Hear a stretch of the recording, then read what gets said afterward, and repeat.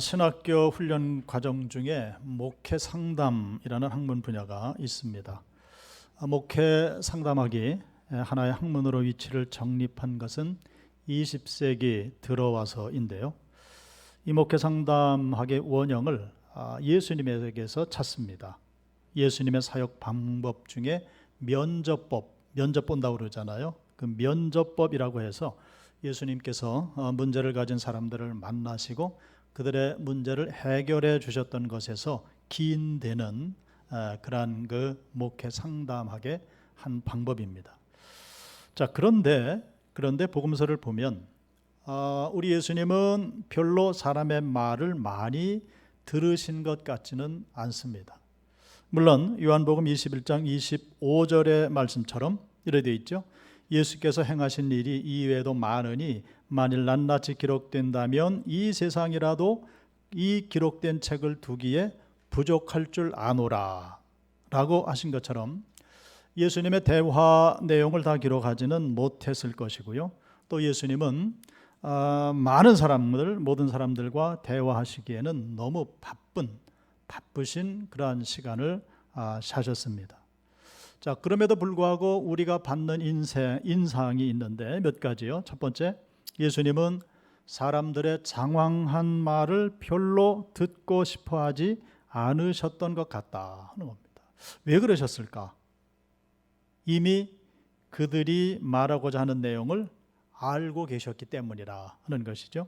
그래서 때로 주님은 대화를 이렇게 나누시다가 우리 소위 그런 말하죠. 말허리를 자르고 들어간다. 말허리를 자르고 들어가시는 그런 경우가 있었습니다. 그리고 단도직입적으로 바로 본론으로 들어가시는 그런 경우들을 봅니다. 그러다가 보니까 예수님의 말씀하시는 스타일은 직설적이고 돌발적이기까지 했다는 겁니다. 보통 사람들은 이렇게 대화를 할 때 거칠애적인 말, 포장된 말, 상대방이 듣기 좋으라고 하는 말들, 이런 말들을 하는데 예수님은 이런 말들을 별로 환영하시지 않았던 것 같습니다. 왜 그러셨을까? 그런 사람들의 말은 진심이라기보다는 포장과 거칠애가 대부분이기 때문에, 그걸 아셨기 때문에. 그래서 사람의 말만 듣고는 진실을 파악할 수 없기 때문에 예수님은 그들의 그 표면을 뚫고 그들의 심령 가운데로 들어가기를 원하셨던 거죠.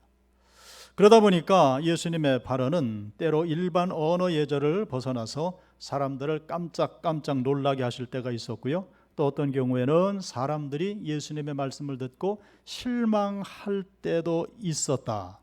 성경을 보면 그런 증거들이 있죠. 예를 들면 예수님이 요한복음 4장 10절에서 수가성 여인에게 하시는 말씀이 있습니다. 내가 만일 하나님의 선물과 또 내게 물 좀 달라 하는 이가 누구인 줄 알았더라면 내가 그에게 구하였을 것이요 그가 생수를 내게 주었을 것이라 라고 말씀하셨을 때에 수가성 여인이 어떻게 해요? 화들짝 놀랐을 거라는 거죠. 또 예수님이 당시 종교 지도자들에게 하시는 말씀이 있습니다.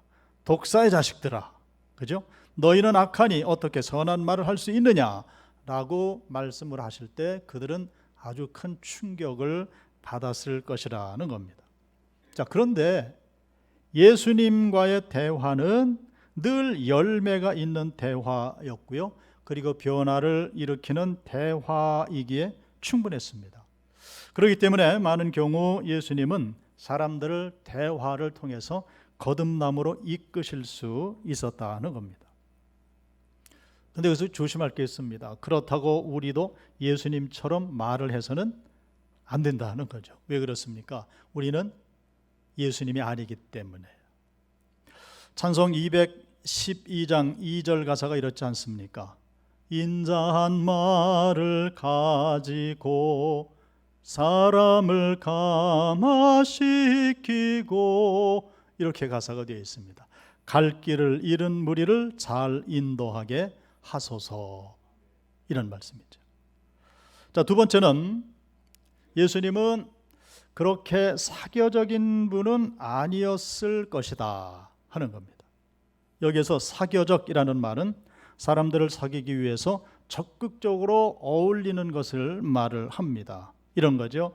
정기적으로 만나서 무슨 뭐 카페를 가든지 아니면 식사를 하든지 동호회 모임을 가든지 노래방을 가든지 주막집을 가든지 하는 이러한 일 등등. 그런데 예수님은 이런 식으로 사교적으로 사람들을 만나셨던 것 같지는 않습니다. 이건 너무나도 당연하지요.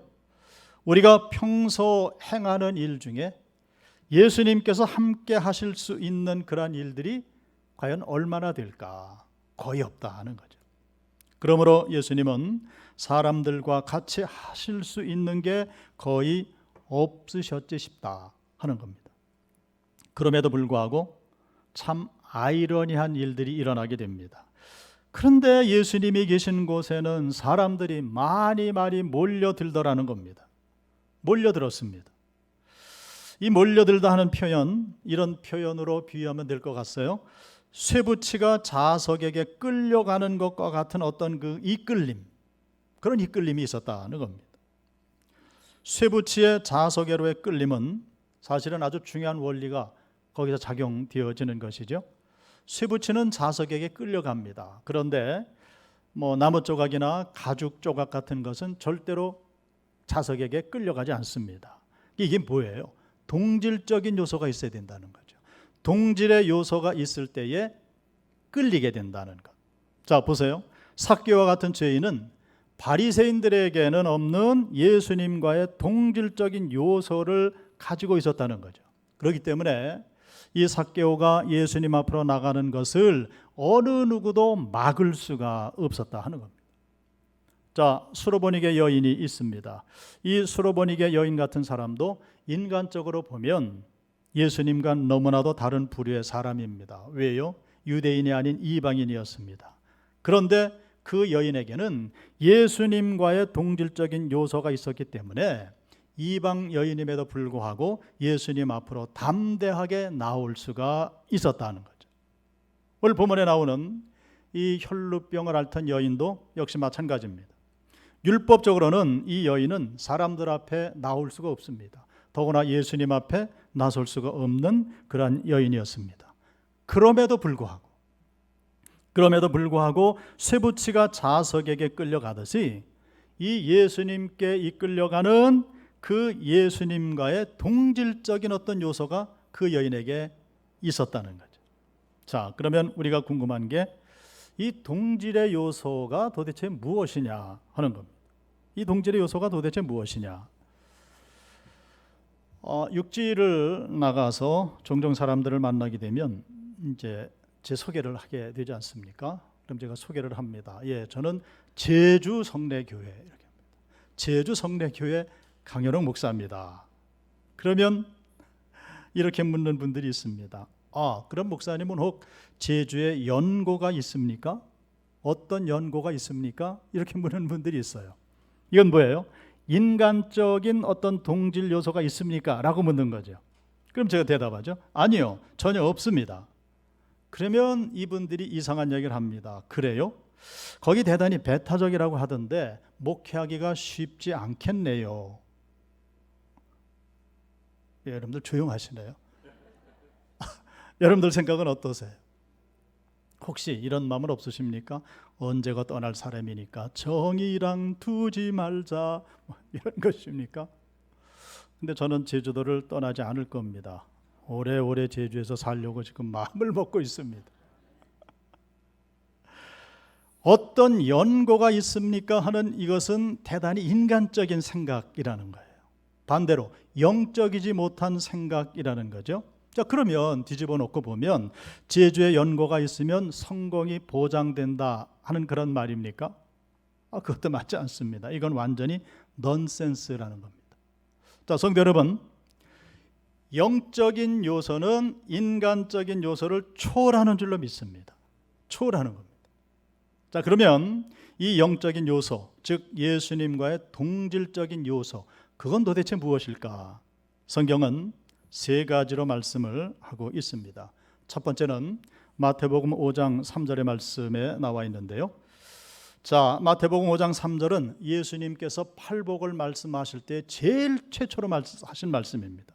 심령이 가난한 자는 복이 있나니 천국이 그들의 것임이요. 아멘. 무엇입니까? 심령이 가난한 자, 심령이 가난하다, 심령의 가난함이 첫 번째 동질적 요소라는 겁니다. 자, 이 말씀은 물론 신약 성경입니다만은 헬라어로 분석해서는 그 올바른 해석을 해낼 수가 없습니다. 이것은 철저하게 히브리적 구약적인 개념을 알아야 되는데요. 자, 히브리어로 가난하다라는 말은 아니라는 말입니다. 아니라는 말인데, 이 아니라는 말 여러 뜻이 있는데 거기에 대표적인 의미는 고난을 받다라는 그런 말이 있습니다. 고난을 받다, 대표적인 의미입니다.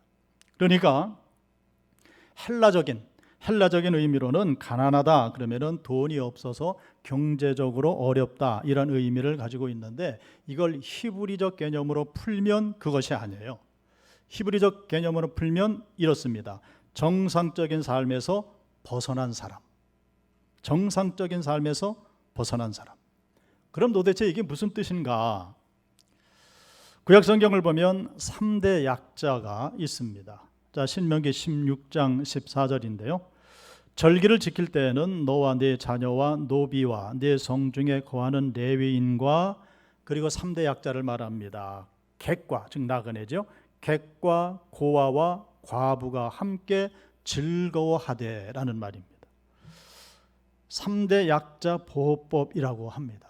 심지어 하나님은 이 약자들을 얼마나 사랑하셨는지 이런 표현도 있습니다. 고아와 과부와 나그네들의 하나님이시다. 고아와 과부를 위하여 정의를 행하시는 하나님, 나그네를 사랑하시는 하나님, 이런 표현들이 있습니다. 자, 고아를 보면 고아는 부모가 없기 때문에 정상에서 벗어난 사람들이라는 겁니다. 그래서 가난한 것이죠. 마찬가지죠. 과부는 남편이 없기 때문에 정상적인 삶에서 벗어나 있다는 겁니다. 그래서 가난하다. 나그네는 집 없이 떠돌아다니기 때문에 정상적인 삶이 아니다. 그래서 가난하다 하는 겁니다. 자, 그런데 이 말씀들을 오늘의 마태복음 5장 3절로 연결을 시켜보는 겁니다. 심령이 가난한 자는 복이 있나니 천국이 그들의 것이며 라고 말씀을 하신 그 예수님의 말씀 주심의 의도는 무엇인가 하는 건데요. 자, 예수님은 이 세상에 가장 가난한 자의 모습으로 오셨다는 것이 이 말씀 가운데는 전제되어 있습니다. 그 이유는 예수님은 아무 죄도 없으신 분입니다. 그런데 죄인의 모양으로 이 세상에 오셨고 십자가의 고난과 죽으심을 당하신 분. 인간이 고난받는 것은 내가 죄가 있어서 받는 고난이지만은 예수님의 고난은 아무런 죄나 허물이 없이 당하신 고난인 것, 우리가 잘 알고 있습니다. 다시 말해서 예수님은 우리를 위해서 가난해지셨다 하는 겁니다. 할렐루야. 그러므로 주님은 우리에게 말씀을 하십니다. 내가 너희를 위하여 이렇게 고난받고 죽었으니 너희는 가난한 자가 되어서 천국을 소유하게 될 것이다. 이 주님의 가르치심이 우리에게 얼마나 소중한 말씀인지요. 교회가 비난을 받고 욕을 먹는 이유 중에 이런 것들이 있습니다. 야, 하나님을 믿는다고 하면서 얼마나 이기적인지 몰라, 뭐 이런 말 있지 않습니까? 조금 더 손해보려고 하지 않아, 이런 말들. 자신의 유익만을 챙기고 손해는 너희가 보라 하는 이런 생각을 가지고 하나님을 믿는 사람들이 꽤 많다 하는 겁니다. 이런 사람들은 어떻게 우리가 지적을 할 수 있을까요? 아직 그 마음속에 천국이 이루어지지 못한 증거라는 거죠. 주님은 우리에게 말씀을 하십니다. 내가 너희를 위하여 헌신하고 죽은 것처럼, 즉 가난해진 것처럼 너희들도 다른 이들을 위해서 가난해지거라. 즉 다른 이들을 위해서 고난을 당하고 손해를 좀 보고 어려움을 당하면 이것이 진정 천국이 그 심령 가운데 임하는 복을 받는 것이다 하는 말입니다. 그러므로 심령의 가난함이 예수님과의 동질적인 요소가 된다. 그래서 팔복의 말씀을 하실 때 제일 먼저 심령이 가난한 자는 복이 있나니 천국이 저희의 것이며 라고 입을 여섰다 하는 겁니다. 우리 어떻습니까? 믿는 자로 세상을 살아갈 때에 육적인 세상적인 부여를 뽐내는 사람들이 아니라 영적인 부자가 되시길 원합니다. 영적인 부자입니다. 영적인 부자가 되셔서 예수 그리스도와 함께 늘 동고동락할 수 있는, 그래서 우리 앞에도 많은 사람들이 이끌림을 받을 수 있는 그러한 삶. 왜 그렇습니까? 예수님과의 동질적인 요소를 우리가 가지고 있기 때문에. 자, 두 번째 동질적인 요소는 에베소서 1장 5절 말씀인데요. 그 기쁘신 뜻대로 우리를 예정하사 그랬습니다. 그 기쁘신 뜻대로 우리를 예정하사 예수 그리스도로 말미암아 자기의 아들들이 되게 하셨으니 그랬습니다. 두 번째 동질적인 요소는 하나님의 예정하심이라는 겁니다. 보통 예정결이다 그렇게 말을 하죠. 이 예정결의는 어쩌면 에베소서 말씀 중에서 가장 사랑하는 구절이 될 수 있습니다. 아니, 조금 더 확대해 보면은 신구약 66권 성경 전체 말씀 중에서 이 에베소서 1장 5절 말씀 가장 사랑받는 그런 구절일 수가 있다는 겁니다. 혹시 오늘 집에 가시면 에베소서 1장 5절 이하의 말씀들을 한번 몇 번이고 정독을 해 보시기 바랍니다. 이 예정결에 대한 말씀을 되풀이 읽고 또 되풀이 읽으면은 점점 우리의 마음이 변하는데요. 우리가 처음 주님을 만났던 그 경험이 있지 않습니까? 첫사랑 첫은혜를 받았던 그때처럼 가슴이 다시 뛰기 시작한다는 것. 할렐루야. 창세전에 하나님께서 예정 가운데 그리스도 안에서 우리를 택하셨다는 겁니다. 이것은 하나님께서 기뻐하시는 뜻이었다 이렇게 말씀을 합니다. 이게 얼마나 놀라운 말씀입니까? 온갖 죄와 허물로 인해서 하나님을 거역하고 배반하고 욕보인 것도 모자라서 하나님 사랑하시는 그 독생성자 예수 그리스도를 우리가 핍박했습니다. 그리고 죽이는 데까지 내몰았습니다. 그런데 그런 우리를 하나님께서는 기뻐하시면서 예정 가운데 우리를 지으셨다는 겁니다. 예수님은 자신이 당할 모든 고난과 죽음 다 알고 계시지 않았습니까? 그런데 우리를 위해서 이 땅에 오신 겁니다. 이런 표현 어떻습니까? 명백한 피해가 예견되는 일을 세상에 누가 감히 감당해 내겠습니까? 그런데 예수님은 그런 명백한 피해 정도가 아니라 하나님이신 예수님마저도 그 고난을 당하실 때 파르르 떠시면서 땀구멍에서 피가 날 정도 그 고난을 감당하셨다는 것. 도대체 무슨 이유로, 도대체 어떤 이유로 인간을 이렇게 창조를 하셨을까? 그것도 기뻐하시면서 창조와 구속사역을 감당해 내셨을까? 그 이유가요, 요한복음 3장 16절에 있습니다. 하나님이 세상을 이처럼 사랑하사, 이처럼 사랑하사. 저의 경험입니다마는 너무나도 쉬운 유명한 구절이지 않습니까? 어느 날 이 구절이 눈에 확 들어와서 이 구절을 하나 놓고 몇 번을 읽었습니다. 읽고 묵상하는데 이 요한복음 3장 16절 말씀에서 딱 세 글자가 그렇게 확대돼서 제 마음속으로 들어옴을 느꼈습니다. 그 세 글자는 이처럼이란 말입니다. 이처럼 사랑하사. 십자가의 고난과 처절한 죽음, 바보라도 하지 않을 짓을 이렇게 시행하신 유일한 이유는 우리를 이처럼 사랑하셨기 때문이라는 것이죠. 우리의 오늘의 삶도 역시 하나님께서 기뻐하시는 뜻을 따라서 예정된 것인 줄로 믿습니다. 오늘 우리가 하루 살아가는데 이 하루의 삶이 오직 하나님 기뻐하시는 삶이라는 겁니다. 그러면 우리가 우리에게 주어진 매일의 삶을 어떻게 살아가야 될 것인가? 이건 너무나도 분명한 답이 있다는 겁니다. 그러므로 하나님이 예정하신 이 동질적인 요소로 인해서 우리는 늘 주님 앞으로 나갈 수가 있습니다. 하나님 앞에 감사할 수 있습니다. 그리고 주님께서 기뻐하시며 우리를 지어서 이 땅 살게 하셨는데 우리는 하나님 앞에 항상 기뻐하면서 그렇게 살아갈 수가 있는 거죠. 그래서 두 번째 동질적인 요소는 하나님의 예정하심이라는 거죠. 자, 마지막 세 번째는 마가의 경우인데요. 마가는 그 동질적인 요소를 오늘 본문에서 믿음이라고 부르기로 한 것 같습니다. 자, 오늘 본문의 34절입니다. 예수께서 이르시되 딸아 내 믿음이 너를 구원하였으니 평안히 가라. 내 병에서 놓여 건강할지어다. 아멘. 2010년 칠레 산호세에서 구리 광산이 무너졌던 적이 있죠. 전 세계적으로 뉴스거리가 됐습니다. 33명의 광부가 지하 700m 갱도에 매몰됐습니다. 처음에는 이 매몰된 광부들이 다 죽었을 것이라고 짐작을 했는데 매몰된 지 17일 만에 그들이 살아있다는 증거를 캐치하게 됩니다. 그리고 무려 69일 만에 모두가 구출되는 큰 인간 승리를 이뤄냈습니다. 자, 그런데 그들이 구출되고 나서 그 매몰됐던 갱도에서 나온 한 광부가 이런 말을 했습니다. 나는 땅 밑에서 하나님과 함께 있었습니다. 그런데 그 옆에 악마도 함께 있었습니다.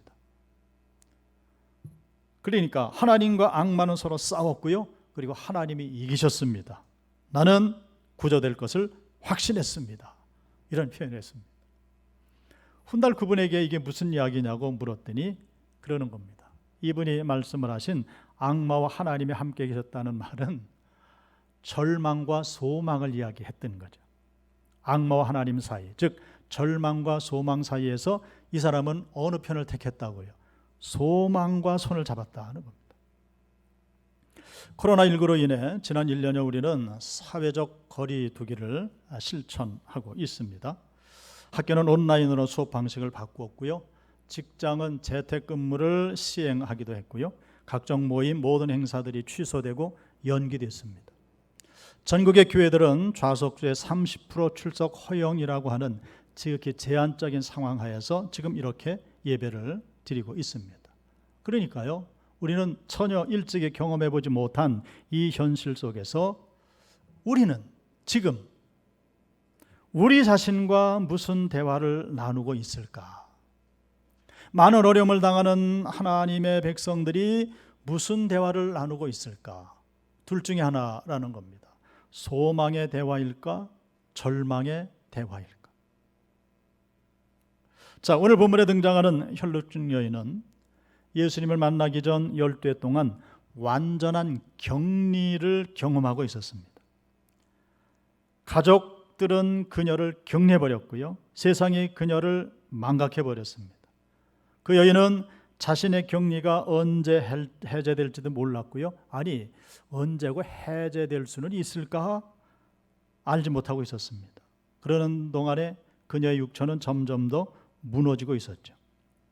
말씀을 보면 그동안 많은 의사들에게 재산을 다 탕진을 했지만은 어느 누구도 그녀를 고쳐주지를 못했습니다. 그리고 상황은 점점 악화되고 있었습니다.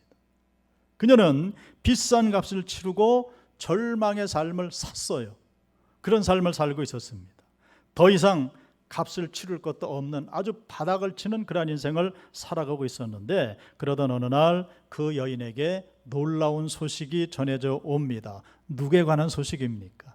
예수님에 관한 소문입니다. 예수님에 관한 소문을 들으면서 동시에 이 여인에게는 기이한 일이 일어나기 시작을 했다는 겁니다.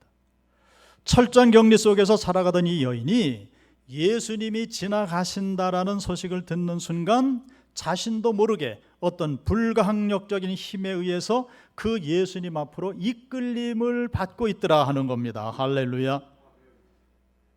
이후 이 여인은 무리들 속에 끼어서 예수님 가까이로 점점 이끌려 갔고요. 그리고 예수님의 옷자락을 움켜쥐게까지 되는 겁니다. 즉 하나님을 붙들었다는 말입니다. 그때 이 여인의 생각을 마가는 이렇게 기록을 해놓고 있습니다. 마가복음 5장 28절입니다. 이는 내가 그의 그의 옷에만 손을 대어도 구원을 받으리라 생각함이러라. 아멘. 예수님의 소문을 듣고 이미 그 여인에게는 소망의 믿음이 싹트고 있었던 거죠. 아니, 예수님 앞에 나오기 전부터 이미 회복의 역사는 일어나고 있었다는 것. 내가 그분의 옷에만 손을 대어도 구원을 받으리라 하는 그 믿음의 역사가 이미 집에서부터 시작되고 있었다는 거예요. 그러니까 그 여인이 예수님의 겉옷에 손을 댄 것은 그냥 사면 팔방에서 밀고 당기고 하다가 어떻게 엉걸결에 손이 스치고 지나간 것이 아니고 믿음으로 붙들었다는 겁니다. 근데 그 믿음은 예수님에 관한 소문을 듣는 순간에 불가항력적으로 이 여인의 심령 가운데로 파고 들어온 것이라는 겁니다. 자, 그런데 여기서 우리가 좀 정리를 해야 됩니다. 이 세 가지 중에 한 가지 동질적인 요소만으로 이러한 역사가 일어나게 되는가? 그렇게 다 설명될 수가 있는가? 그것은 아니라는 겁니다. 보다 포괄적인 이유가 필요하다는 겁니다. 즉 말씀드린 이 세 가지 모든 요소, 심령의 가난함, 하나님의 예정, 그리고 믿음의 요소, 이 삼박자가 갖춰져야 한다는 거죠. 자, 보세요. 혈루증이라는 질병으로 인해서 처절한 삶을 살았던 이 여인은 가난한 심령이 될 수밖에 없었던 거죠. 더 이상 세상 그 무엇도 의지하거나 신뢰할 수 없는 상황에 점점 직면해 가면서 격리되면서 더더욱 그 여인은 심령의 가난함을 온 몸과 마음과 삶으로 경험을 하고 있었다는 겁니다. 가난한 심령이 되니까 이제는 세상의 의술이나 어느 누구도 신뢰할 수 없게 되고 오직 믿을 수 있는 분은 한 분 하나님, 즉 예수 그리스도밖에 없게 됐다. 그런데요, 이 여인이 가난한 심령이 되어지고 오직 주님만 신뢰할 수 있고 믿음의 다생이 된다라고 마음을 먹은 것은 이미 하나님께서 창세전에 섭리 가운데 모든 것을 예정해 놓으신 것인데 오늘 본문의 말씀을 통해 그것이 이제 성취되어 가고 있는 그 모습을 우리에게 보여주시고 있는 사건이라는 겁니다.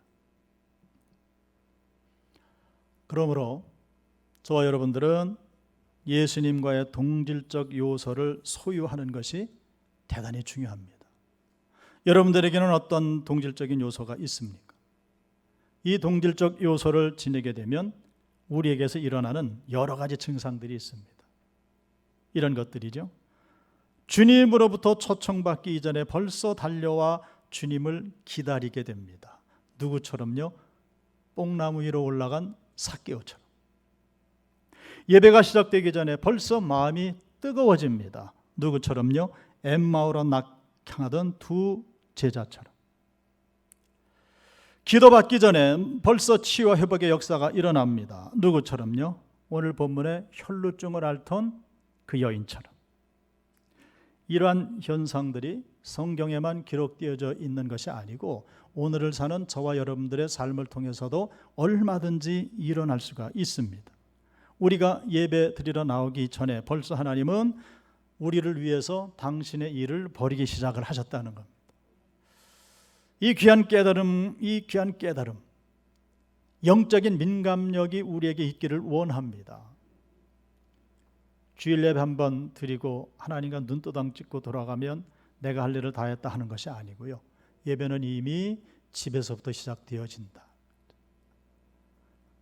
나도 알 수 없는 불강력적인 힘이 나를 주님 앞으로 이끌림 받게 하는 그 귀한 역사.